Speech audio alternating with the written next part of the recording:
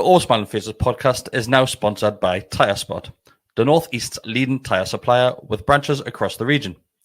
Tyre Spot don't just do tyres, they cover everything from servicing to wheel alignment. They can handle every aspect of your car's maintenance. For more information, visit tyrespot.co.uk. Enjoy the episode.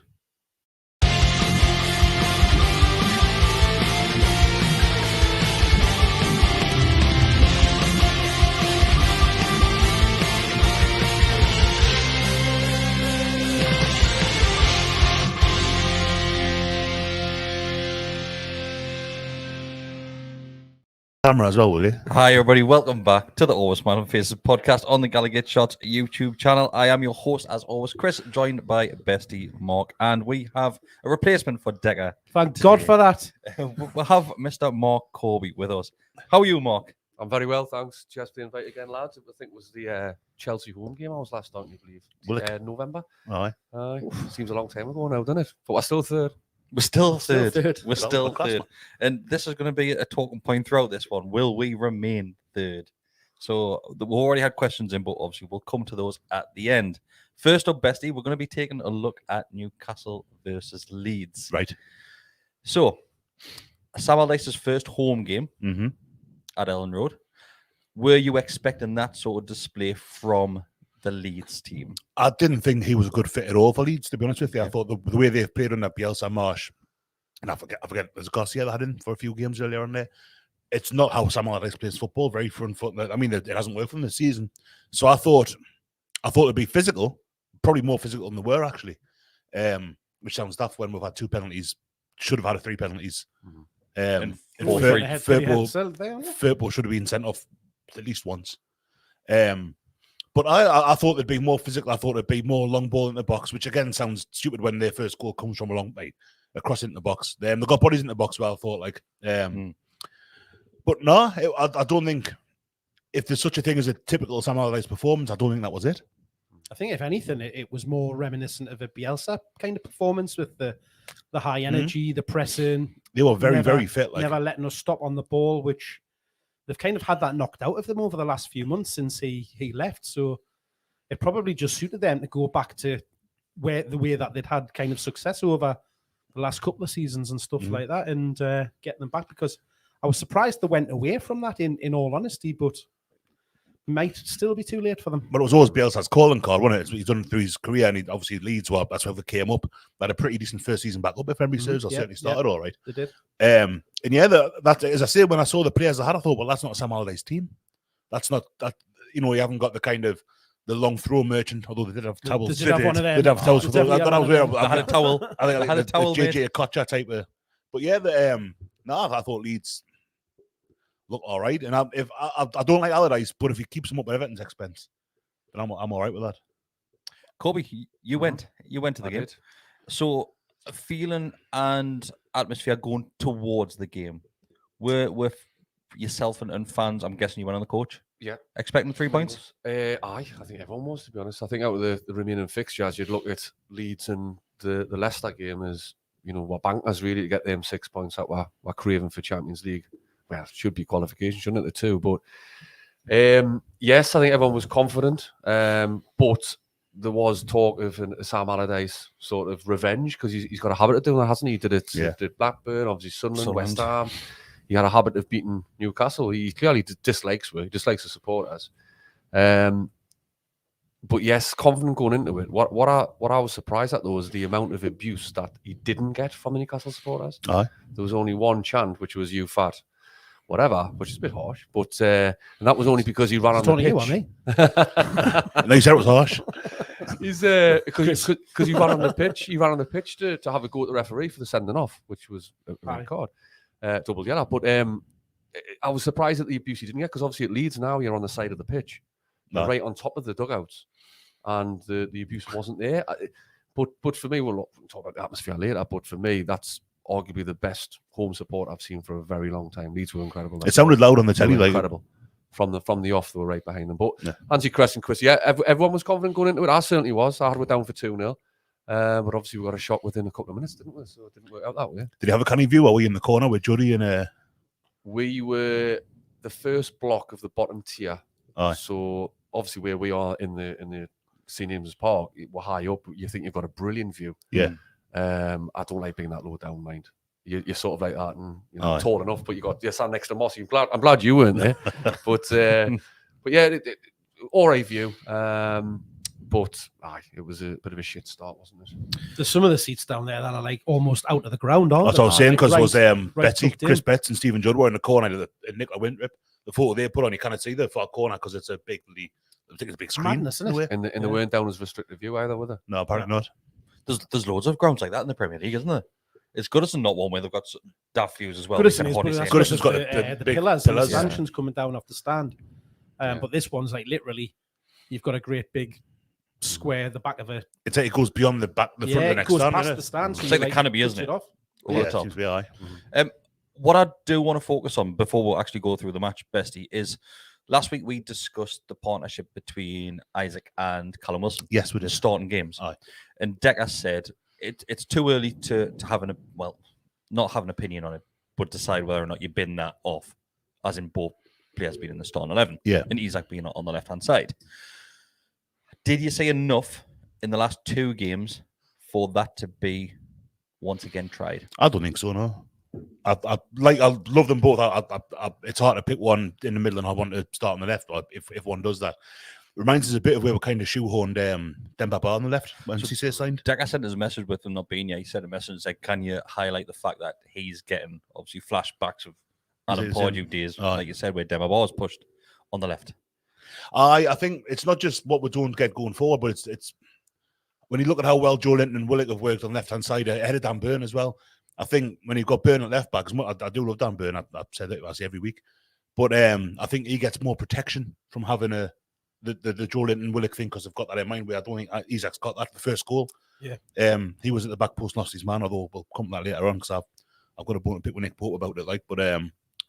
But I think I don't think it is working. I think it's not a big sample size still to say the Arsenal game, the Leeds game, and obviously Arsenal were fighting for top of the time. Leeds, the first home game under a new manager, so you've got that, you've got the crowd, you've got relegation, the spectre of relegation, all that.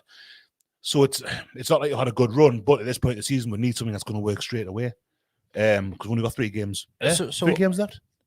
Yeah, 3, yeah. 3 left. 2 So, at home, yeah. Brighton, Leicester, Chelsea. It's Longstaff being out, just totally unbalanced. Then Massively. It has, yeah. Massively. Mark, do you think that with Isaac on the left-hand side, do you think, and Scott's mentioned this in the chat as well, is it too far into the season to start experimenting with different layouts? Or is it just the fact that Longstaff is missing that just messes everything up? It's 100% Longstaff being missing, isn't it? So you're having to try and being messy there. I would have agreed with it has been at times, You're trying to fill obviously his gap that's been left in the centre of the park with the fit midfielders that we've got. Obviously we know Shelby went in January as well, so that's another body that's kind of missing from that middle section. So you're then looking and thinking, well, who've I got that's fit, that's a good player that can go and play out on that left-hand side, and that's why Isaac or whoever you want to call him this week is playing out there, because we know when he does come on as a substitute, he's had a big impact on the games, or when Wilson's came on to replace him up top and he's gone out left, he's had an impact, but that's always kind of late on in games when you're making those changes where perhaps the opposition aren't expecting as much. They haven't got as much time to adapt to it. So it's one on paper where he does like to drift in from the left, find himself out there anyway, that you would think, well, he can go out there and do a job. But there is potentially better options available. So we're saying, we're all sat here saying it didn't work, Corby, but Isaac won 2 penalties, which were converted by Wilson. Mm-hmm. So it worked to a certain degree. I would still stick with it, to be honest, because again, I've never been St. Spiggers fan, because even when he come on, he went back to old St. Maxim of just sort of step overs, looks really dangerous, looks pacey. But there was a very weak shot in there as well. And he's offside for the goal, but weak. It was Isaac was offside, wasn't it? I think Maxi was. It was. I'm not going to be Decker this week, by the way. That's not me. I must have been well drunk in it. So we'll get onto that offside goal later on. Because back your question, I think I would still stick with them. I don't think Gordon's doesn't seem to be ready for this team yet. I'll agree with that. Like, And I think St. Maximum, to be fair to St. Maximum, has he really been fit since October when he's been drafted back into the squad? He was subbed, then he started, he's injured again, he's come back in. You don't know what you're going to get from him at the minute. He had that little spell where I think it was 4, 5, possibly He had a 5 good run, games. yeah. after the back-to-back, cup final, I he think. had a Yeah, decent run. Until he got injured. Then obviously Yeah. got the injury, which we're back to, is he fit again? But I'd still stick with him. You're mentioning too late to change things, but as you say, with Longstaff being out, who's been pivotal this season, who else are you going to put in? Well, I had that thought, and I'm looking at that thinking he's got Anderson sat on the bench there who will play in midfield. Could he not have gone into the middle? That would have then allowed you to put, Joe Linton back out on the left and have Willock and Anderson as the two in midfield. Do you know what it is? We're talking about missing Longstaff, but we'll have to address the fact that Bruno's been off par the last 100%, handful of yeah. games. I think he's as well. knackered. I think he's gusty. He needs a summer him. Like How many times have we sat here in the last few weeks and went, he's desperate for the season to end, because you can tell he's not right. And I don't know how you want to sugarcoat it, but he's not himself at all. I think Joe Linton last couple of games as well. You could say he's starting to look. It was the two Brazilian lads, I think, against Leeds. They looked sluggish on the ball. Yeah. They looked like they were taking too much time to make a move. And I think it's just the season. It's been a long season for them. Both of them starting now on week in, week out. And Going to be longer next season, regardless, isn't it? Next. Do you not think a lot of that came though from the way that Leeds set up and went about the game though? Because they literally, as soon as they were out of possession, they were on whoever had the ball. I think this is something which down, we've seen them. from Bruno for weeks though. Oh, I get that. He's always likes to wait till that very last moment to pass the ball, and sometimes it works. But recently, he's been getting that ball snatched I think off him. sluggish is the right word, Chris. I think they aren't playing to the capabilities we know that they can. But still, if you put it into perspective over the whole course of the season, Joe Linton's been my player of the season by far. Hands down. Yeah, so if he's going to have a couple of dodgy games a season, we can live with that. Aye. But it's a business end, and we've got 3 important games. We need them to step it back up, don't we? So let's go through the goals. So, Besty, Yep. Newcastle are the first to concede. And you want to discuss Nick Pope in this instance, because I think you put in the group chat in our WhatsApp group that Nick Pope should have been doing better. He should do far better. It's a good save from the header. Initially, he gets down it well, but He kind of scoops it off the line, doesn't the he? ball's not that far in the corner. That I was thinking about this on the drive in, and I was put in mind of the goal that Ivan Toney had disallowed at Brentford a few weeks ago, where Pope gets down, makes a brilliant save, and the ball comes back into play, and that's an occasion where Pope does brilliantly, can't do any better, and it's just happens that it's fallen to Toney, who was offside and all that. But this one, it's a good header, and he hasn't got much reaction time. But Nick Pope will be disappointed with himself for that one, because that's got to go beyond the post. If not out for a corner, at least beyond the post, towards the edge of the 6-yard box, where it can't just be put back in. And that's what happened. So it was a good save. We had a few years ago, I remember we played Sunderland, and Rob Elliott made a save that the ball went straight up in the air and landed at Jim, either the foreheaded it or volleyed it home. And it's something that we've had with keepers, like you see sometimes, where it's a good save, but what happens afterwards? And yeah, for me, Pope's got to do better there. And I guarantee you, Nick Pope will be good with that. He's always going to be disappointed, but I think it's a bit harsh to say. Nah, I don't at all. He's at fault. No, Nick Pope will be disappointed because he'll think he should have done better with it. In the ground, the consensus was that it was the keeper's error. Yeah, I've got to admit, and put the fans back to him, and obviously he made up for it, didn't he, later on? Oh yeah. But you're right. I think I'm not a keeper. You are, but legend. But no, I agree. I agree with Besty. I think he should have done better. And if you're parrying it straight back into your 6-yard box with oncoming players, you're asking for trouble. But then again, our players didn't react quickly enough. That's Isaac the big was thing the one, for me. yeah. There's 3 Leeds players get to that ball. Yeah.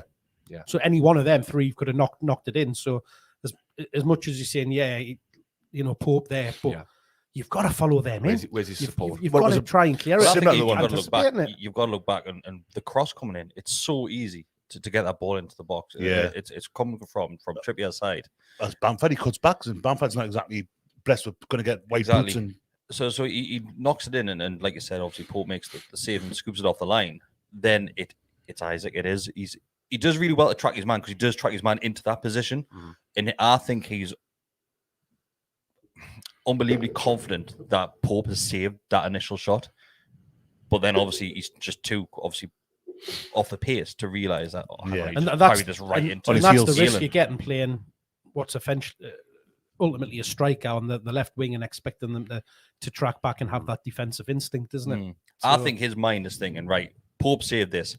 I'm going to now start making my move to hit them on the counter attack. But like I said, Aylin's just running. He and that's what you used to get with St. Maximin for a long time, is that, you know, when he would come back there, he was always looking kind of on the edge of that box to be away on a break and thinking that side of things. Whereas, because it's that forward mentality, whereas if you're tracking back in them circumstances, you've got to be switched on to that defending first and foremost. You've got to be first to the ball, haven't you? It was like Murphy's first against Tottenham the other week, where Loris makes a save and Murphy's on the move when Joe Linton hits the ball. Yeah, and it's just having that, like you say, it's mentality. It's being on your toes, making sure that you're at the ball first, and he wasn't. But I mean, I'm not saying that Isaac isn't in some way culpable, but it's got to be Pope, and I think Pope's he's had a wonderful season. He's got to be number one next season again, or number 22, whatever he is. But he should do better with that. Yeah, I mean, look at all sorts. Like Botman gets himself out of position, which then leaves the player in behind. Like Burns essentially got two players in front of him behind Botman. Like, what's he to do there? Obviously comes off the save, and then the three of them, as we say, react, and just our defense is just completely flat-footed. Botman's almost already kind of commiserating with himself and like hunching down before they've even knocked it in, because he realizes he's made a bit of an error by going towards the ball, rather than actually reacting and trying to get it clear. So it's just, I mean, it is most goals, and it's just moments of switching off to the situation, and so not a great start. Talking about moments of switching off, I'll come to you, Corby. Joe Linton has a little daft moment where it's not necessarily a challenge. He tries to basically nick the ball by sticking a toe in between the legs of the player, and he just falls over into him, and obviously ends up on top of the player. But to give Nick Pope credit, that's a fantastic penalty save. It is. And the rebound save. That's the one. Mind he knocks it back into play. But you know what it is? I watched that video of them in training late last week, and he makes a save where he does exactly what he did for the penalty, where he saves it, but it's in his body, so he can just get an arm out, bang, and it's exactly what happened to the penalty. I'm telling you now, though, I knew he was going to save it. Because Bamford is shite. Bamford, I don't rate him. He's lost his way at Leeds, and I'm amazed he's still getting a game. But so that's his second penalty of the season, second that he's missed. Right, and you know, you can just tell what he's got confidence to step up and take another shit penalty. That's true, but no, like, I think you just knew he was going to miss, and it's one of those where they probably would have deserved going 2 up. To be perfectly honest with you, because it started brilliantly, and we haven't touched on that. They scored after 6 minutes or so. Yeah, we did. They started brilliantly. I don't think Newcastle expect them to come out like that. It's Sam Allardyce, for God's sake. But as you said before, they played like the sort of the Bielsa way, and it caught everyone off guard. The fans were well up for it. Players were. I mean, one of them put a tackle in on Burn after about a minute, and it could have been a booking. Further in the game. Just flew in. The referee did let an awful lot go, didn't he? I think we might have to take another podcast on the referee. But great penalty save, redeemed himself, and the fans just kept saying his name for the next 3 or 4 minutes non-stop. You give a little thumbs up, and obviously it led into the next, major part of the I think game. it was 1 minute. I think it was 1 minute 50 seconds. All it was. Is that all it was? Yeah, it was around about 2 minutes that Newcastle get their penalty. Actually, because I was driving to Ben back from his little football club on a Saturday. Straight after. And they saved the penalty when I was at Camel Park Road roundabout. And by the time I got to the shops on Bird Street, we had a penalty, so I had to sit outside with the engine on. This will mean absolutely nothing to those that aren't from the area. It's probably Darren Hebben. You hate instead of South Shields and Jarrow and Hebben. There was a safe penalty to score on between Clegwell and the Jarrow Metro station. But I had the Benz in the back of the car crying for a Fredo. I'm like, Alf, you've got to wait, mate. Like, there's a minute. Get that minute. So it's exactly that the challenge comes in on. And it's very similar to Botman's challenge. It was Brentford when he just went in and absolutely flew at somebody. Yeah. It's a ridiculous challenge, wasn't it? That's what it is. I think I can't work. Well, the same with Joe Linton. I can't really work out what it is that he's, because Joe Linton kind of, the one he give away, the ball's miles away from where he's trying to nick it from, and this is really similar. Like where the ball's, there's one angle where you think, oh, he's won that, and then you see another one where Isaac moves it with his right foot and he just gets, it's exactly it's like that. The defender's so confident that he's just going in and smashing that ball into the stands. Yeah, then that little touch from Isaac, and like you said, he just absolutely smashes. It's a striker. Outrageous decision for the defender. Really, really poor, especially a goal that up, moment of the game, having just conceded when you had second, third, bottom of the league, wherever they were. Like you cannot do that. was like a sketch score as well because it was that kid that fell over. Leeds player. It was a football. Fullback. He just fell over towards Isaac. Then obviously that's when Yeah. the defender comes in. That's right. and Just for the it was like a impact. sketch show. Yeah. But Callum Wilson steps up, Mark. You are betting your house on him scoring that, aren't you? He tucks it away nicely, doesn't It's he? a great I mean, finish like, when you see where the keeper goes as well. Yeah, he goes the right way. Like he's not It's a million miles off it, but he just puts it so far into the. It's got to be in the corner. Aye. Sorry, Malcolm. You go. You go. It's just beautiful as it tucks it right away deep, and he just places it, but with real power. Like you say, it just doesn't allow the keeper to get anywhere near it, and you just think, right, this is it now. It doesn't even lift Get off your the tails up. grass either, does it? He absolutely smashes at that. He's that like he's just got a really good technique, as I say, to be able to put them where he wants, but with good pace and power on it. Because some people will try and tuck them away into the side netting and stuff like that, and the placing it rather than kind of blasting it. But he seems to do both in one movement, which is a lovely trait to have. I was listening on the radio, and they were talking about Trippier having hold of the ball beforehand. Yeah. Like he did at Forest. Aye, and there was one more recently where it happened again as well, where Trippier, and surely they know. Leeds must be saying to them, right? If Well, Trippier you've got puts the two ball, penalty takers, haven't you? Aye. In Isaac and Wilson, but Wilson's your number one penalty You could taker. send 2 or 3 after one and 2 or 3. Basically, man, Mark, all the team just getting that. I don't understand why they say Trippier with the ball so they can, right? We can't for him. And Well, they Wilson's pretty just much stood there, did. Still did, if I remember right. They did still get around Wilson anyway. I think this is more even the though second. Trippier was holding it. Yeah. I know, This is more the second penalty. Robles, the keeper, had a right goal. I think it was a second penalty. The second, We'll one. get on the second penalty. So Wilson obviously puts it 1-1, and atmosphere on the ground. Corby, do you think at that point we're just going to go on to win this? Yeah, it picked up. It picked up after the save. It really gave the team belief. It gave the fans belief because it went flat after the opening goal.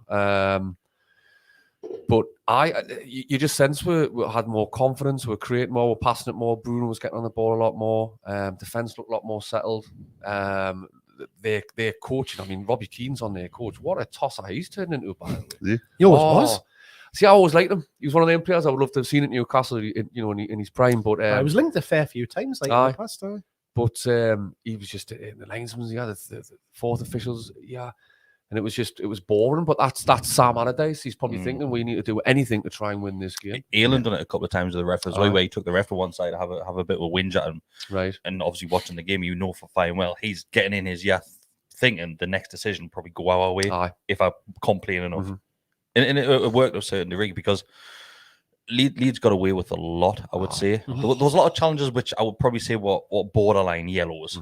But some of them could have been easily reread, and we'll talk about them in a minute. But if we jump straight into the next penalty, okay. So in fact, no, the penalty that wasn't a penalty. The Wilson shove. Was that before Wilson's back, wasn't before it? the second penalty. So this is in between penalties. So Wilson goes up to win the ball, and out of nowhere, he just gets a bit of a barge in the back. Is that a penalty? Yep, absolutely. Wilson definitely knows it's coming. Yeah, he engineers it's probably a bit too strong.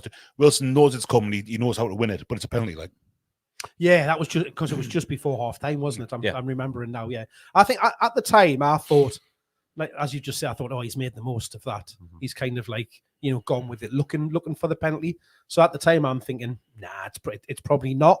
And they didn't really make anything of it, like on replays or say that it was being VAR checked or anything like that. And then it wasn't until half time when they then showed the replays and stuff like that. I was like, hold on a minute, that is a penalty. It's a stonewall for me. Like, he let one go earlier on. I think it was Bruno. Got shoved in the middle of the park. Yeah, and everyone around us was going, that's got to be a free kick. He shoved him before he was going to head the ball. It's a free kick. As you said before, the ref lost the game. And towards the end, the Leeds fans were singing, "You're not fit to referee." And Newcastle fans joined in. Yeah, and they applauded each other as if to say we've both been hard done by. Shafted a bit. He got so much wrong. Yeah, so much wrong. It was a case of he just let so much go that he couldn't then claw it back. And we've been victims of that a few times in recent weeks where referees and I get like you don't want referees interfering with the game and breaking it up unnecessarily, but when there's some heavy challenges going in moments happening in the game where you need somebody to have a bit of strength and get a hold of it before it does getting to that situation where it's spoiling the game, that's the bit where he needs to show that strength as an official and get in there and nip it in the bud. But it's the same with the towel. You know, when Leeds were winning, it took forever to take throw-ins. Yeah. They started wasting time towards the end, which I'm sure No, not wasting time. Gamesmanship. Yeah. Game But management. But again, you know, everyone knows it's happening. You know, Arsenal got stick for it last week, but obviously the articles were like, well, Newcastle's the worst. And Yeah. but Leeds were doing it. And it's like, look, it needs nip in the bud now because every club's going to do it. And, you know, when you look at the stats, it's like not even an hour now in actual open play. It's barely 45 minutes. It's getting sad, isn't it? If football's turning that way, but like I say, Allardyce wants to win a football game, and it nearly worked, didn't it? They did that thing during the World Cup, didn't we? Where the first Yes. 3 or 4 games, like that 15 minutes of injury time, and it looked like, because FIFA always tried someone new at the World Cup, it looked like that was going to be the thing. I don't know, maybe it'll come in the summer or something. But There's even been then, a few games this season that have gone over 100 minutes, like. oh, that has. But Anfield was 98, wasn't it? When that one that they got the late winner. I mean, if you're going to book people for diving, do you know what I mean? Book people for wasting time from Yeah. that. It's consistency. So not long after that, though, a challenge comes in on Bruno. So it's from Junior Thurble. So a challenge comes in. I'm sure it was him. Is that one that you got and booked for? He got booked for it. VR went and looked at it. Yeah. To me, that's a red card. It's a red card. I can't understand. Like, so Yeah. the commentator Yeah, said no, the it is. reason that it isn't given as a red card because yes, he initially lifts off the ground 2 feet, but his leg slightly touches the ground just before he makes contact. He's very lucky, like. He's unbelievably very lucky to lucky. stay on the field there. Yeah, that's a red card. Isn't it? All day long. No problem at all with that. Like, yeah. In the same breath, the commentator said a little bit higher, and Bruno's breaking his leg there. So it's a red card all day long. Yeah. I mean that's it. When you watch it back in, obviously that slow motion he does just before he clatters Bruno, his foot touches the ground, and then that's what means he's not 2-footed in the He's air in and out of control. It's not lunge Yeah. anymore. Like, that. Which It's is- nonsense. That, like, It is crazy. It's still some but challenge, and that's a red all day for me. Like, he's absolutely gone flying into it, and like you say, had he have been not even 5 centimeters further down the pitch before he'd done it, he's taken him out. yeah. So, not long after that is when Newcastle get their second penalty of the game, and this is becoming quite a habit, isn't it? Where defenders are jumping up with the arms in ridiculous positions. It's happening a hell of a lot more. There's absolutely no need whatsoever for him to jump like that. mind, I remember Jermaine Jennings doing it at last game in Highbury. Aye. We go Oh, same thing where he jumps yeah, up and he's just like that. Even before the cross comes in, though, we win the ball really high up. Something that we did, and it was a recent home game, might be, I forget who it was now, where we just put pressure on really, really high up within 20, 25 yards of their goal. And we win it back a couple of times, and then the cross comes in, and that's where the handball comes from. It's just ridiculous. It's not outrageous. There's no reason for him to have his hand in the air like that. No one knew in the end, mind. Well, No no. one knew. Because it's fingertips, isn't it? It was only Isaac's reaction. I went, there's got to be something in this, unless Yeah. he's chancing it. He's the only one that reacted. Oh, he He reacts massively. But obviously He's straight. behind him He's and, behind it. and can see it straight away. But I mean, I know Isaac does give him a little nudge in the back, which potentially causes him to go off balance. But he's literally got his arm Yeah. outstretched straight up in the air. What's he doing? Appealing Yeah. for offside in the air. I don't know if the This- cameras picked this up. Sorry, Mark. If the cameras picked this up, Trippier was waving Joe Linton to get back and cover because he thought they were going to quickly kick off and go through. But Joe Linton was going, "No, man, you arsehole, you need to get up here. You need to get in the referee's yard. It's a penalty." Aye. And it was interesting watching because we were going, I think this could be a penalty now, And obviously VAR. I mean, I hate VAR. I cannot stand it. But when you get them decisions just off a fingertip, you know what I mean? Aye. You're going to take them, aren't you? So should that have been a second yellow? that would be harsh, wouldn't it? The ball. It would be, but then when Nick Mark says you jump like that, It's not an accident, is it? It's not an accident. You cannot have your hand up there accidentally. Did the fingertip move that ball that much that it put Isaac off his header? I don't think it moved the ball at all, to be honest with you. Exactly. It's if not it getting had- it. if It's it not had getting it- Isaac, like. If it had have, then yes, I think it's a red Okay. card. But look, if it's at Newcastle, you would go mental, wouldn't you? Yeah. So once again, it's a penalty, and Callum Wilson steps up Besty, and this is where the keeper starts making a mockery of things. So Trippier does his normal thing where he gets the ball, and Wilson's just stepped to one side, as he does. And I think it's Aylan first of all that starts causing a bit of an issue along with the keeper. What's the keeper called? Robles. Joel Robles, was it Everton for a bit? So he starts obviously getting in Trippier's face randomly, and the referee deals with it quite well. He books him straight away. I was going to say, he did get booked in the build for the penalty. Book him straight away. Yeah. The referee then turns his back, and he comes back off his line to then start having to go at Callum Wilson. And he's there for a little while. Yeah. The referee then comes back over and tells him to get back on the line. He then goes back on the line and starts pissing about with the crossbar, as they do. He kind of hangs off it, doesn't he? For about that, Should he have been sent off for that to a second yellow? He came back out again after that. He had another one after that. So should he have seen red for that to a second yellow card? If you're going to book him, I'm going to say for the correct, like should be. If you're going to book him for what he did first of all, how is the referee then letting him get away? The referee proper lost. It's bottleless, He was absolutely bottled it. He was proper having a go at him and saying, "Get back on your line." And I'm sure there was some choice words in there, like. But you've got to make examples of these players who go on like this. A bit like the time wasting, a bit like the diving, a bit like. Ridiculous, but take their shirt off and that's stupid. But you know what I'm saying? They've got these rules in place. If you're being a dickhead and you're trying to put someone off on gentleman conduct, etc., book them, and you're doing it straight after twice or three times even.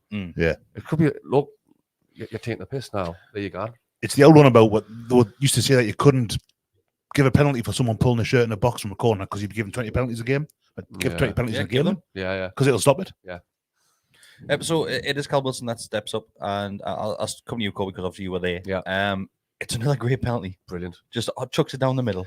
Obviously, from our angle, looking at it that side on, you didn't realise how brilliant it was right down the middle, just underneath the crossbar. He just won that battle, didn't he? And the keeper was well pissed off with himself because Wilson did a job on him. Yeah. And his celebration was just brilliant. Like, he's looking at the Leeds fans of say, you can give a shit all you want, but look what I can do. And I'll tell you what, we were touching on him before, but he's just a man in form, isn't he? Yeah, he's totally. Just a man in Is that form. 16 or 17 now? 17 for the season. I think it's something like 10 in 9 games. And he's a good-looking bastard now. He is, He's far too good-looking to be a footballer. It's mad to think that he's missed a lot of those games that he scored in as well. He was been off the bench, but he's missed He's injuries. started 19 games, Mark. Yeah, it's mad, isn't it? 19 Premier League games, 17 goals. Yes, he's had 8 or 9 from the bench. But, starts 19 full games. In fact, there wouldn't even be full games, will it? No. He got hooked a lot of them. No, that's it. I really hope he gets to 3 more, just so he can hit that 20. magical 20 mark for the season. Before we go through the rest of the game, if anybody does have any questions, send them our way and we will go through a handful at the end of this one. So next up, Besty, is we do actually eventually get a sending off. We'll get a red card, so we'll get a second yellow. It is Gordon who is on the field at this point. Yeah. And Gordon, he's fouled just outside the box. So he loses his boot as well in the process. He does, just outside. Was that red card too late?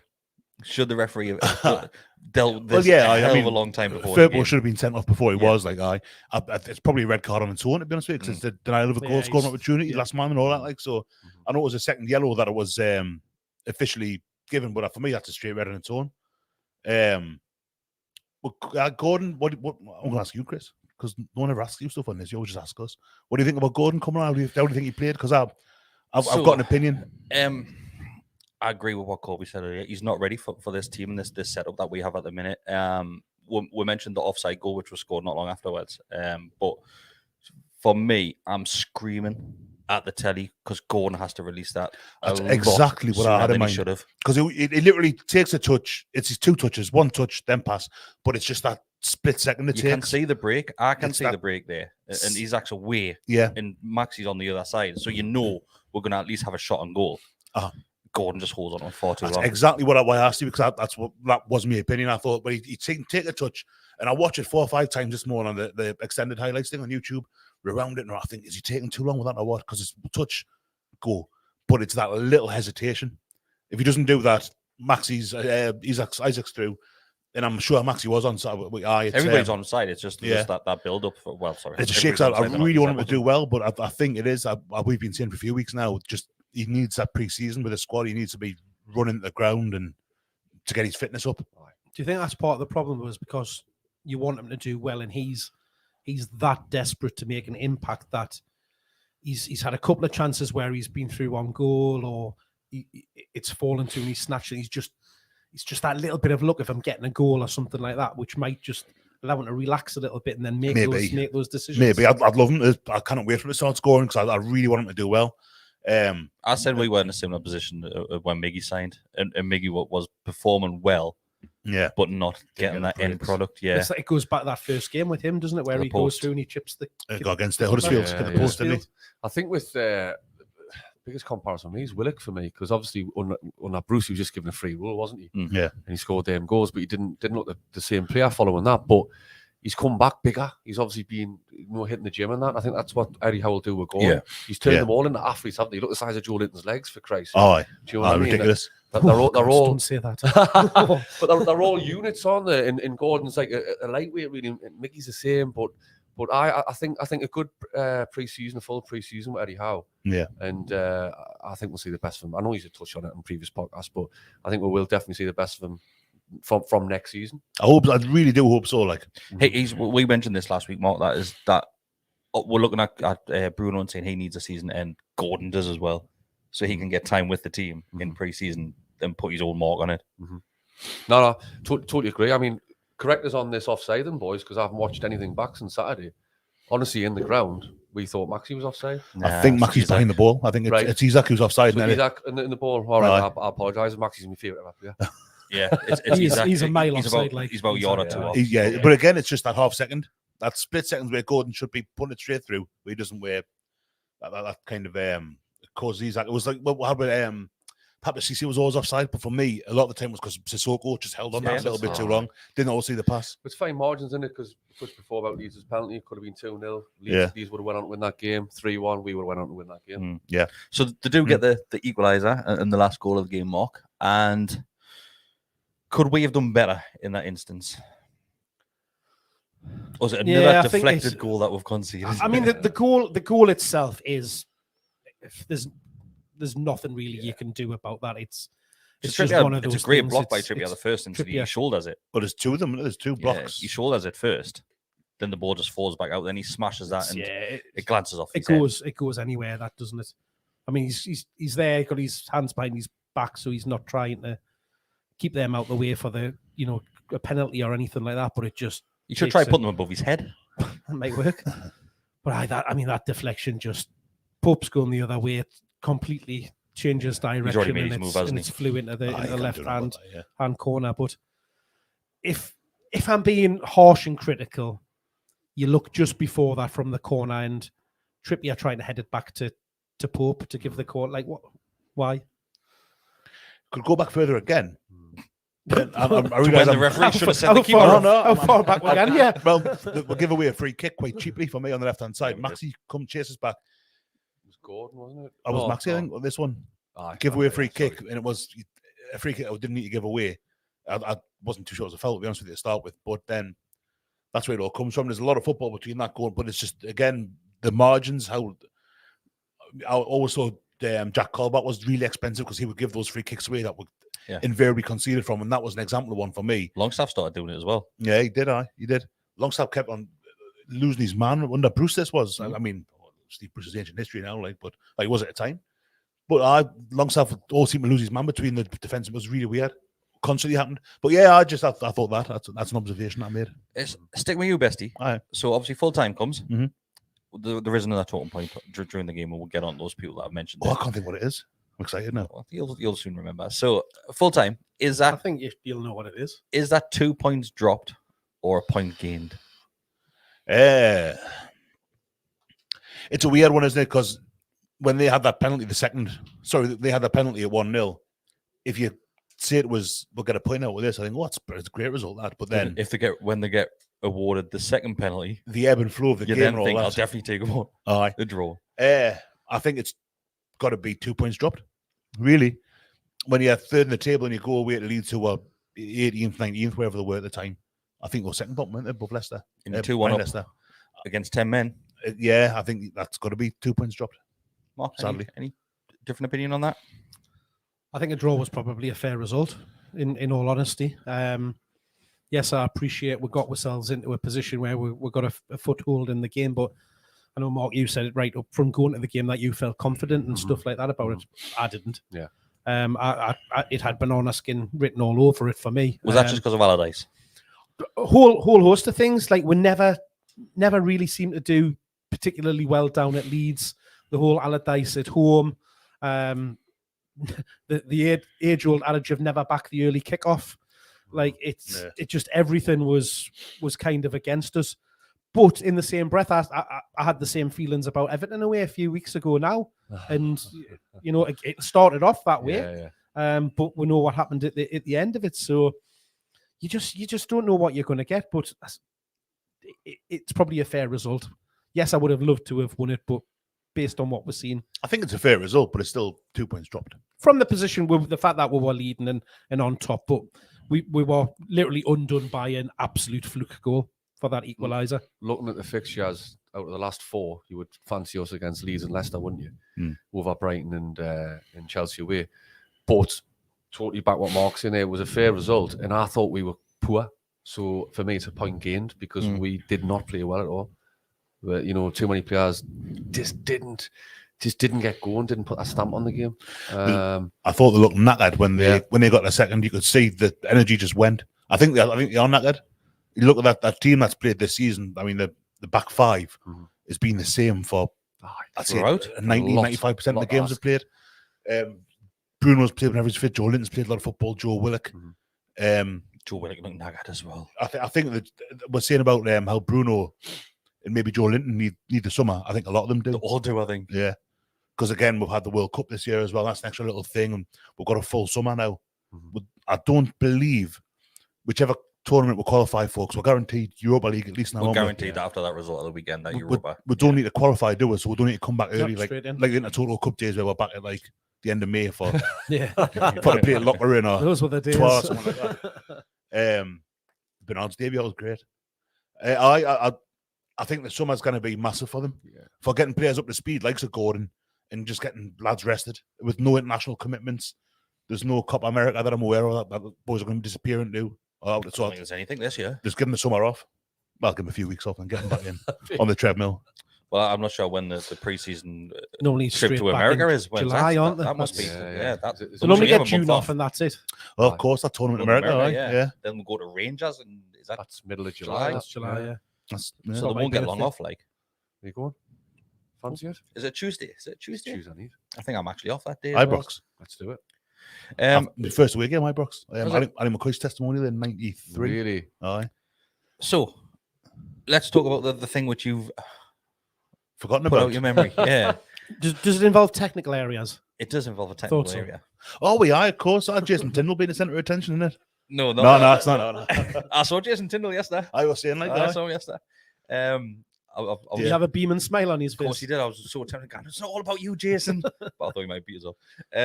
So a Leeds fan gets a Newcastle United's technical area bestie. He is square to square to Eddie Howe. And gives he was very polite about it, though, wasn't he? Tapped him on the shoulder. A bit of a tap. Excuse me, Eddie. Not long after Can I that. have a word? Do you mind? That's when everybody reacts. Yeah. So Triple H makes an appearance. And how big was he? Have you ever seen him in real life? He was massive, wasn't he? So when I went to the Football Writers Award, he was there with Eddie Howe as well. And he's made the bench. He's making the bench a lot more than some of the players at the minute. He's been on the bench more than Fraser. He's always been on the bench the last few games behind Eddie Howe, just in case these sort of things happen. He's minder or something. So I think it's a clubs. Right. He's normally with the man that's Davey, but the tall, bald one was with it most of the time now, and Triple H is with the squad. You'll remember when they were away in Saudi Arabia, he was doing kick-ups with the lads as well around the pool. It's absolutely massive. Huge he is. But he gets to the fan. Yeah. And you obviously probably give him a couple of digs on the way out. TalkSport presenter Max Rushton has said, and I'm paraphrasing here, this isn't word for word, but Eddie Howe does not really have a right to have a go at this and be annoyed that a fan has entered the field because Eddie Howe will not speak up against Saudi ownership. Oh, yeah, it was something to do with the again, kind of not verbatim, but it was Eddie Howe hasn't spoke against Saudi, so he can't go around moralizing about stuff like that. Moralizing was and I think it's a total straw man. Like the two things, they're not the same thing. like being assaulted. It's like he's not allowed to not enjoy being pushed by someone who shouldn't be where they are. It's basically Because he Max hasn't. Rushton is so something bad has happened in a football game. I'm saying bad, obviously it wasn't severe or anything, but it could have been. So instead of obviously looking at that situation, he just went Saudi Arabia. I mean, Max Rushton, who I don't mind for the most part. I did mute him on Twitter after the takeover. I think he's all right, but it's that old thing when I'm not going to say who's employed by because I really, really despise him. You have mentioned him actually just there, like, but I'll let you go. It's an example of it's he might not believe what he's saying, but it'll get people ringing up and talking about them, which is what we're doing now. So he's had a bit of backlash on Twitter. You wouldn't have seen it because obviously you have him muted. I did because it was. I think he was responding to 400 core tweets or something. He was responding to threat level. It was, yeah. He was talking to and someone else. So threat level had put a tweet on. Then somebody then went grasped and tagged Max Rushton in the tweet afterwards, and that's when it obviously came off the back. It's poor form, like. But there again, look who he's employed by. He does a podcast with Barry Glendenning every week. His brain's going to turn to mush at some point, like so. He's always been against us with the takeover, hasn't he? Yeah. You know, he's Cambridge. He did a podcast with a rival, and he was sticking the boot in. It was all about like, well, I'm Cambridge, and you know we've got proper owners, and you've got, you know, it's just how you know you've been invited on as a guest. Just don't be a tosser. Just behave yourself. Just quickly, little anecdote from Saturday. You mentioned smiley faces. I bumped into someone who does not smile. Stuart Pearce was at the match. Really? No. And he just strolled past the Newcastle coach bar, just walked through everyone. I went, Stuart Pearce? Oh, mate. Shook his hand. I went, but he didn't stop. He made sure he wasn't stopping. Just took you with him. He had did a sliding tackle on us. But I just went, enjoy that? And he went, it was all right. And he just kept on walking. I went, that's Stuart Pearce. Just strutting through all the supporters. Oh, no, capacity. Is he still employed by the FA? I think he's a TalkSport as well. Is he? Huh? He does make appearances on TalkSport. I'm sure he's on TalkSport. Quite a bit. Yeah, he is. Yeah. He's definitely been on TalkSport quite a fair bit. And it is a shame. Anything to add on that one, Mark? No, it would just be interesting to know what happened afterwards. What he said when he went and gave him that little tap and said, "Hi, Eddie, can I have a word?" It's a strange one. It wasn't anything. He had a few choice words to say. He probably went, and he didn't want to repeat it. Don't let Jason get all the limelight. Get yourself. I wonder why the fans were singing his name, before the game. And when they were doing the warm ups, Jason Tindall. Jason Tindall. I was like, this is daft. This is stupid. This like. So everybody's got on board with the Jason Tindall thing. Yeah. Borussia Dortmund had put a tweet out. Bilbao done one. My match preview thing had Tindall on the edit as well. BT Sports was literally just all Jason Tindall. So if you also go on the likes of Getty Images, where the likes of all the photos from the match day go on, a lot of them are Jason Tindall just by himself. So everybody's jumping on it. And do you know what it is? Can any of their fan base done that? Obviously, we've had two polls with the Burger King Nick Pope thing. Yeah. We've had Premier League clubs and clubs all over the shop posting Twitters of Jason Tindall, we're assistant coach. What's all that about, man? It's weird that he gets so much attention. Not the. I mean, because he craves it, man. Well, not does he really? I mean, he's always in photos on the touchline because he's on the touchline with Eddie Howe.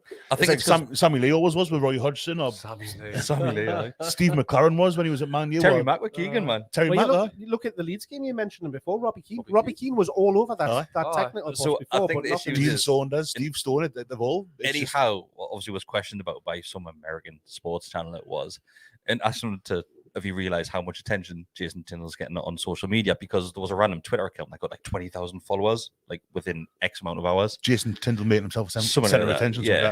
And there was clips of where he's shaking the opposition manager's hand before Eddie Howe and making a point of getting there first. Did you see the one? I did notice that Eddie Howe got to Sam Allardyce first after the game. So there was one, what you're going to see. Gary O'Neill. Yeah. But then you can see, it's weird because it's Sky Sports, it's from one of their advert break things, you can see we'd have slowed down and Tindall's been left hanging by Gary O'Neill. But you can see O'Neill go to shake his hand before it cuts off. So it's just, I think it's off the bat. It's a weird thing. It's just bizarre. I think it's because of his teeth. Honestly, I think it's because his teeth have been. He's so well manicured. He's so well presented. And all stands that. out doesn't he? He does, And he always gives it 6 now with the team photos as well. Loves a sunbed. Apparently so. He's just at Leeds away, man. That's what I was. Look at Mark. Sunburn again. The ginger tan. Right, let's go through a couple of the questions. This one is from Jules. It says, did anyone catch Howard Webb on Monday Night Football earlier? That was fascinating. No, we were all here. We were getting set up for this. So apparently they've had Jason Webb on, and Jason Webb? Jason Webb. Howard Webb. And Well, you're not getting confused and you take that. Jason Sing us Orange. Howard Jason. I think I might have been. His mum used to own House. Alum House. Aye. There we go. Jason South Orange. Shields, everyone. And now we're back to Shields. So apparently it hasn't gone down too well to the point where he's basically, in a nutshell, not necessarily said these words, but they put the shit referees on the shit games of the day. So obviously the best referee gets the best games, which you can imagine. That's probably true. To be fair, that's always happened, though, hasn't it? Yeah. Your elite referees have Pierluigi always got Collina the always had big games in Europe. Yeah. So if anybody wants to hire a message into the chat straight away and explain what happened on that one, we'll have a quick read over it. Actually, we'll stay with Howard Webb. Has anything improved since he became head of whatever the hell it is? Is he PGM World? King V or whatever he took is. over that role. Was it Mike Dean that had it before him? Keith Hackett or someone like that? No, Keith Hackett. Years ago. Jesus. Roger Milford. It was, George Courtney. Telford Mills. Who was it? I've got no idea. Doesn't matter. But have things improved?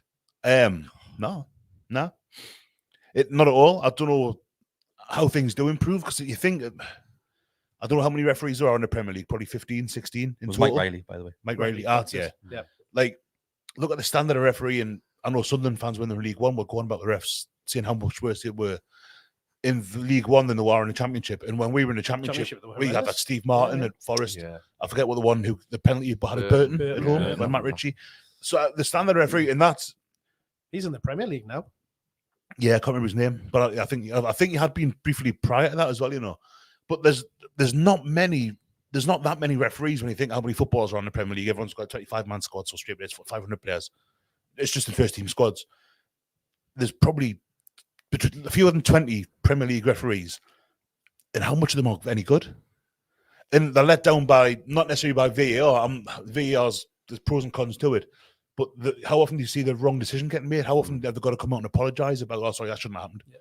The Tottenham game the other week, we've had a few with Joe Willock against Palace. I mean, we've had stuff that hasn't been mentioned because we've won games. Brentford was one. I forget there was another one, but there have been a few. Southampton, I think, was one as well. Like, the standard of officiating's not good. Like, we've been unlucky as well because they're probably the two best referees in recent years in the Premier League are from this area. Clattenburg, so they can't. Mike Oliver, they can't referee our games. Is that just because they're not involved in our games that we look at that and think, oh, they're a better referee? Yeah, I bet fans hate them. Clattenburg's not universally popular. Like, no, but Man United fans hate Oliver. Not a fan of Charles Dickens' work at all, either, though. No. Hate it. Absolutely hate it. This is Martin Chuzzlewit. Right, next question. Consider yourself is from. Are you all right? No. It's from the Blower King. It says, is Eddie Howe being a bit tactically naive recently? Or are we just knackered? Love the guy, but he said there'd be no surprises from Big Sam, and yet we looked shell-shocked. Mark Walker. Yeah, I mean, we've spoken about little things in the last few games, like his substitutions. Again, the substitutions like that we made at the weekend. You could potentially say that, you know, that they... Well, you shocked Murphy didn't get on the field. Yeah, I thought that would be the... I thought Murphy and Miggy... Murphy would have came on for Miggy and Maxi So would it's the have first came on Premier the League left-hand game he side. hasn't featured in this season, Murphy. Right. I did. In all honesty, I thought he would start, but obviously he dropped Mickey straight into it from the off. But I thought that was the nailed-on substitution. Maxi and Murphy on in the two wide slots. So I was surprised to see Gordon come on there, and we spoke about the same substitutions in the last home game of how it didn't really impact and change the game in a way that we could have. So I think the bench looks far better now than it has done at Oh, any point. 100%. But then against You've Arsenal, got to use them though. against Arsenal, we have 3 left backs on the bench. Yeah. So I mean, 3 all right left backs, and Matt Ritchie, who can be left wing back, whatever. But for all we have got a better bench than we've had, we're still in our first season after the takeover. Thing is as well, Besty, you'd rather have a bench of Maxi, Murphy, Gordon. They're not going to be your key subs, aren't they? Yeah. No matter what. If Longstaff was in the first team, then you could Hoy, Isak or Wilson in the mix as well. It's a lot stronger as the season's going on. So, as I said before about Maxi, nothing would give me more satisfaction than him starting every game and having such an impact that gets us over the line into the Champions League. Or Gordon coming on strong, and we're suggesting it'll not come on until next season.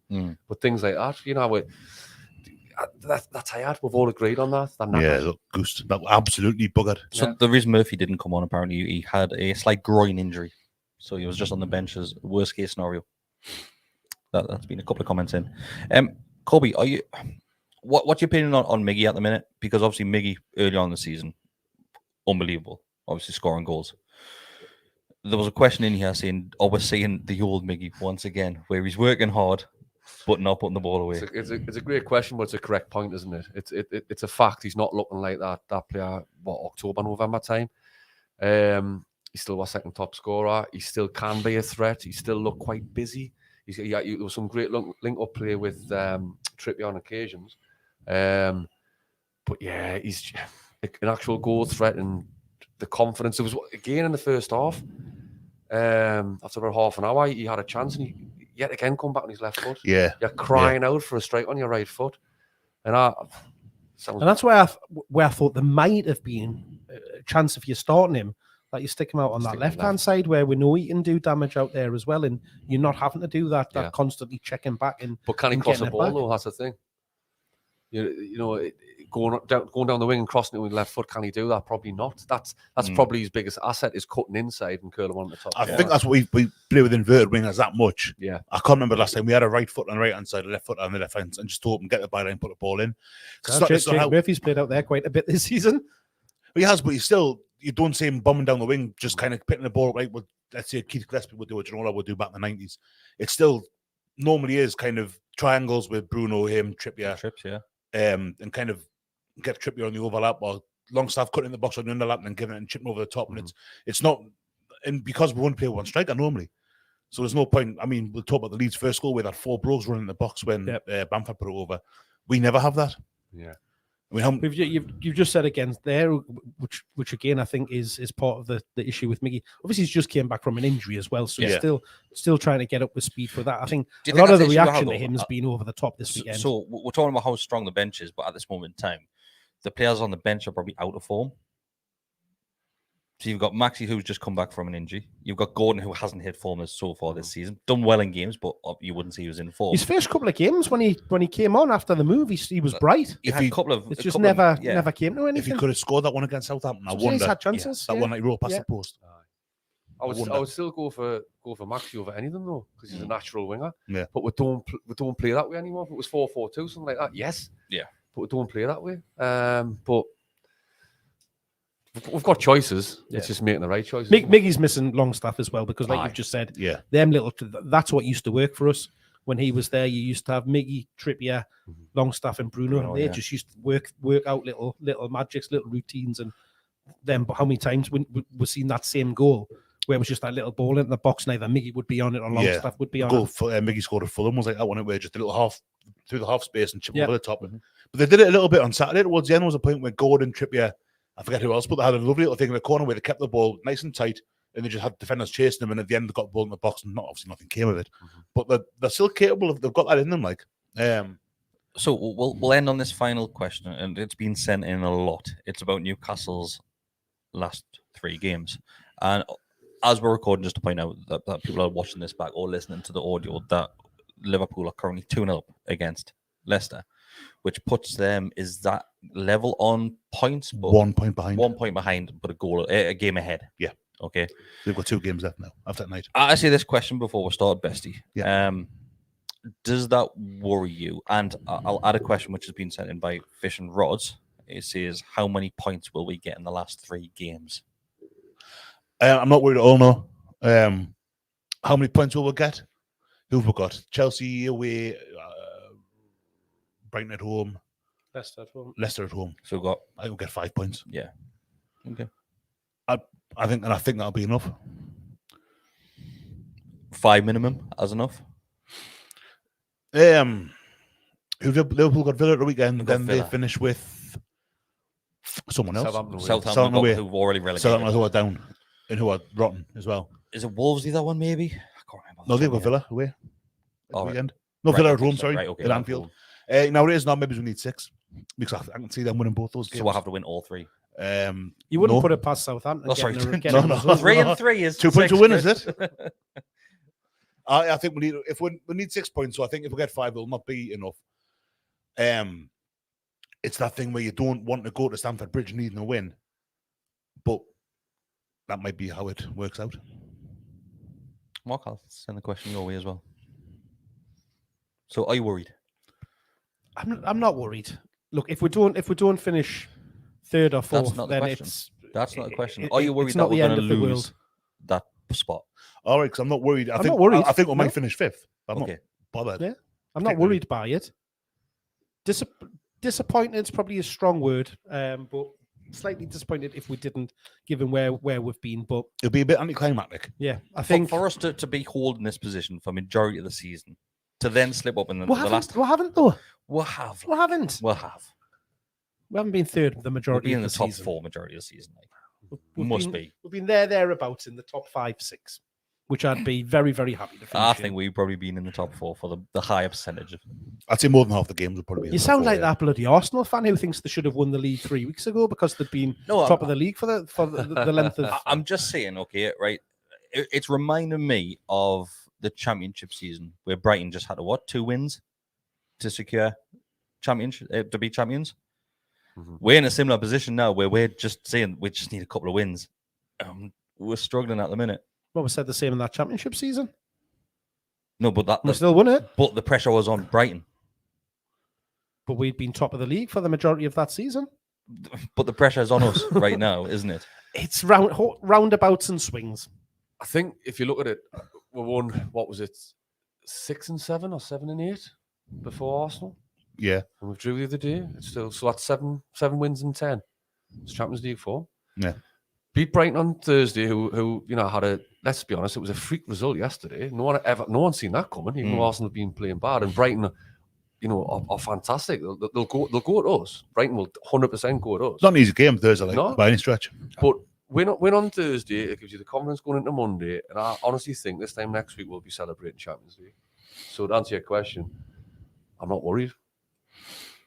I It'd think be nice. Brighton will be a tough game, Oh, but even though they went to not Highbury, but you know what I mean, went there and put in a good performance, there was still a lot of moments in that game where I thought, bloody hell, they're Dyson, particularly the keeper in the back 4 of inviting the press on and the pressure. And if we're on our game with what we can do in those circumstances, we can easily force them into an error. Got a good because hiding off they were- Everton as well last week. Yeah, Good hiding. Mark, I think I said this on the last podcast I was on. The fans have got to play that part. 100%. Yeah. They've got to. I Yeah. mean, is it a 7:30 kickoff Thursday? Yeah. It'll still be hopefully sunny, couple of pints, etc. The fans have got to be on. They've got to be on top of them and make it hostile.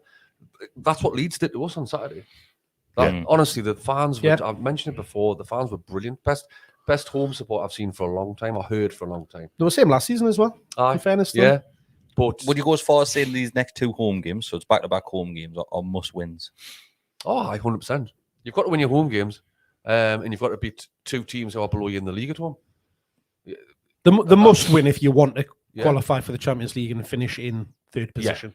And I will be disappointed as well if we don't get Champions League, because we've experienced Champions League in the past, long time ago now, Mark. But we've experienced it, and for me, that is Europe.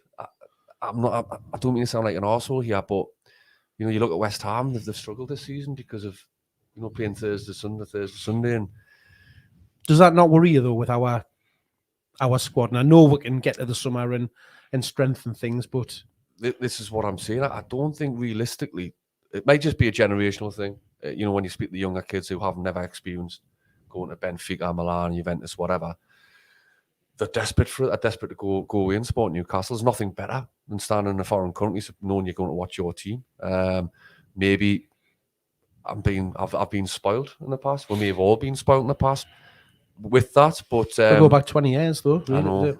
But give me Milan away over than a random team in Russia. You know what I mean? It's I think our generation have been a bit because we're all old. roughly the same age. Early to mid-40s, I'm going with. 50s, you mean, about for you. Sorry. I'm But really we've got, surprised when he kept on saying 20 years ago, you didn't put an old joke in there. oh no, I'm not like that, Chris. I'm above that now. That's but like we were like I know I feel dead lucky because when I was a kid, Newcastle I was 11 when we got promoted to the Premier League under Keegan. So for like my teenage years, we were Europe every season, finished second in the league twice. The first season back up 2 cup finals, and then my Bobby Robson. I was by the time between the ages of 10 and 21. For me personally, we'd finished in the top 5 or 6 times in the Premier League. We'd had it's all that, had European runs and all that. Like, so I kind of feel a bit spoiled because I would talk a few years ago about kids that were born at that time who didn't know anything different, who only knew Newcastle being this, still unsuccessful ultimately. But like in Europe every year, that wasn't par for us. That was us kind of, that was a high point, like, you know, in my history, obviously. Whereas now it feels, even the UEFA Cup to me feels like, I think back when I was a baby, my dad would take us to the same play like Ferencvaros or Halmstad or these like lush Mets. The memories I've got of going to those games, I've romanticized a bit about the UEFA Cup or the Europa League as it is now, even though it's like beyond all recognition now to what it was then. And I would still be delighted with me. Like, I'd have been happy with the Conference League. Honestly, So somebody summed it up perfectly in the comments. I'm sorry, I forgot your name and it is gone, so I can't bring the comment back. He said that he'd be disappointed if we don't get top 4, but still proud. Yeah, 100%. Perfectly put. Yeah, my thing with the thing with top 4 or not top 4 next season is how much money they get in. It's going to be much harder. I still think next season is going to be hard regardless. We are slightly unique in the back end that we've got. The way I don't think we'll do what West Ham have done this year, what Fulham did 10 years ago, because they got the final against Juventus and just plummeted down the league that season. Because we have got that back end. We've got the official flight partners of mid-season tours and stuff like that, and how much money they're putting in for stuff like that. Air transplant partners. Yeah, Dr. Chinnick and all. So I think we are. I don't think we're going to slip down the table, but next season's it's a long season. With a team, I keep making this point, a team that haven't played in Europe for the most part, a manager who's never managed in Europe before, hasn't had that obligation of the extra 12 games, let's say, because they're all group stages now, regardless of what you're playing. It's losing the days to prepare for the Premier League games There's as well. Something I've never got, one, Mark, you made the point there about Thursday and Sundays for Europe. I mean, Wednesday and Saturday isn't any better, is it really? It's not. It's a weird thing, but that's always It's just going against the routine, though, isn't it? Yeah. On a Sunday, you're playing at random times. You could be at the 12:30, it could be 1, it could be 4. It's just getting that. But then again, the fixtures are all over the place anyway. But I think the lad there's made a great point. Obviously, you would be proud. Obviously, you'd be delighted to get into Europe. Yeah. I think because we're that close to getting the Champions League with all the cream, you will be disappointed. But then in reflection, within a couple of days, you'll be like, you know what, that was an amazing season, getting a cup final, 100%. Some fantastic results, scored some brilliant goals. Aye. We've got 3 or 4 players on 10 plus goals. Callum Wilson's best ever goal return as a striker. In the Premier League. You know, and everyone's having fun. The home games are really enjoyable. You know what I mean? And look, if we end the season with only 4 defeats. Aye. It's been a memorable season. It's one for the It's been history brilliant. books, It has been fun to go again. It's fantastic. been great. Absolutely fantastic. It's lush going to the game again these days. Yeah. And that's why I can't be disappointed, whatever happens. Fair dues. Okay. Anything else that anyone wants to add? Bring back Decker. He's better than me. One thing from me. Happy birthday to Daniel, who is our former sponsor. All right, okay. www.pt-for-u.co. They're not paying for this, man. I was going to say, It's his birthday. I like how you said happy birthday. I thought he was going to be like 6 or something. Are you after that job for the stadium announcer? Sorry, after never know. That's Besty's Is job, it going, is it? I'll probably have the ring years ago for that. I don't think it's going, though. I'm just about to play a DJ. I'll see if you'd want to hurry up. At 11. Right. Don't get us started about that. You see a picture? The entertainers had a dinner. I think it was a Gosforth Hall or something like that. And there's a picture of them all together, but with Dan Burn. Right, okay. And like, you've got Dan Burn with his arm around Keegan and like Terry really long arms around the Dan, mall. Mr. Tickle.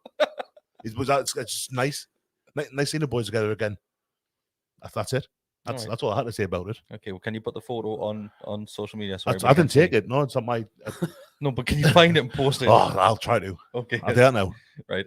Thanks everybody for joining us. If you just want to like the video, it means a lot to us. If you want to become a subscriber, like I said last week, we hit 10,000, so we'll be doing the Battle of the Kits Goalkeeper Edition at some point in the summer, along with the fish video. Oh, did you have to bring that up? Yes, along with the fish video. I'm not we will doing be- that, mate. yes, Mark's, you do. I'm Mark's not standing doing in it. that week for The me. fish one. The fish one. Besty is doing I'm it. intrigued. I'm not doing it. That Um, stinking tinned fish thing. You No. can come along, do it. I'll send Help you. I'll yourself. send you the link to one of the videos. All right. Oh. Um, More than welcome. if you want to go that extra step further, it is just $2.99 to become a member. You get early access to videos, you get bonus videos, and you get access to the Telegram group. So go and join that as well. Thanks very much, everybody. See you next time. Ta-ra.